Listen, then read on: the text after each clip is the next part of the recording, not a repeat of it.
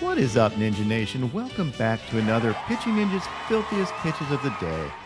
Ninja Nation is growing fast, so make sure to hit that subscribe button so you can tell your friends you've subscribed to Pitching Ninja before he was at 100,000 subscribers. But more importantly, so you don't miss out on all the cool stuff we're doing.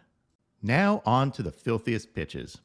I'm going to start with Aaron Sivali, who had this slider 80 miles an hour and moved 21 inches. That has to be close to the highest break in his career.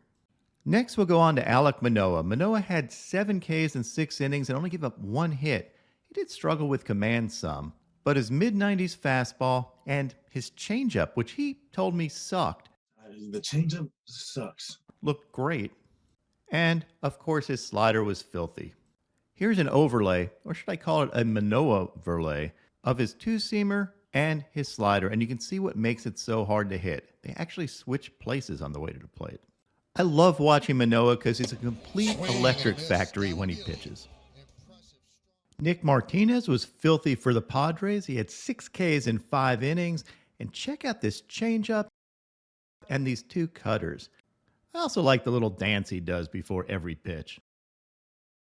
Mike Baumann of the Orioles impressed me with his upper 90s fastball and his nasty hammer curveball. Here's an overlay of those. You see them looking the same, and then that curveball just drops. We had the Rogers twins pitching in the same game, both throwing wicked sliders, but with totally different arms and mechanics. And here they are compared with each other. For identical twins, well, their mechanics are anything but identical. Jordan Romano had a White Castle special, and so did Emmanuel Clase. And Clase had his with a side of 2 swords.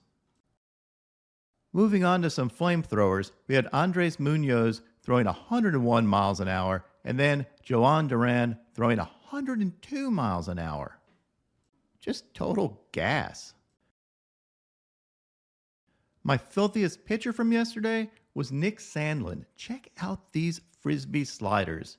Yikes. And when you overlay it with his fastball, it just looks like he's throwing a blitz ball. But the highlight of last night was watching Brett Phillips pitch. The dude is so much fun to watch. You might remember last year he had that hilarious warm-up and then ended up winning my Balk of the Year award. Not only that, but he gave a podium speech after winning it. And he has one of the greatest laughs of all time. Yes, that's real. But yesterday, check this out. In his first inning of work, Phillips Tani, that other great two-way player, got out of his first inning of work in 5 pitches. My favorite is watching him point on every play, like he's the conductor or something. Christian Pache almost took him deep, but that didn't faze Brett Phillips Tani. He just told him to hit the weight room. The next inning, Brett Phillips made one of the best sliding catches you'll ever see a pitcher make. I mean, look at this. He goes all out and slides, and somehow the ball gets in his glove. And he gave this incredible effort despite his team being down like 7 runs. Phillips can be the first pitcher to go from Pitching Ninja's Balk of the Year to Pitching Ninja's Play of the Year in just a span of 2 seasons. Kevin Cash was as impressed as we all are.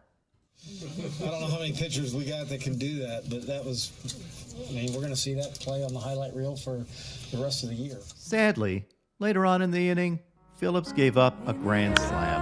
Look at that reaction. Poor dude. He needs a hug. But the inning will mostly be remembered for the greatness that is Brett Phillips.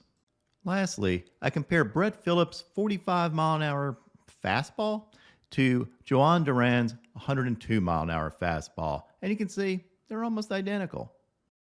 Now, onto the Pitching Ninja moment of zen. We have Angel Hernandez, and I have no idea what he's doing.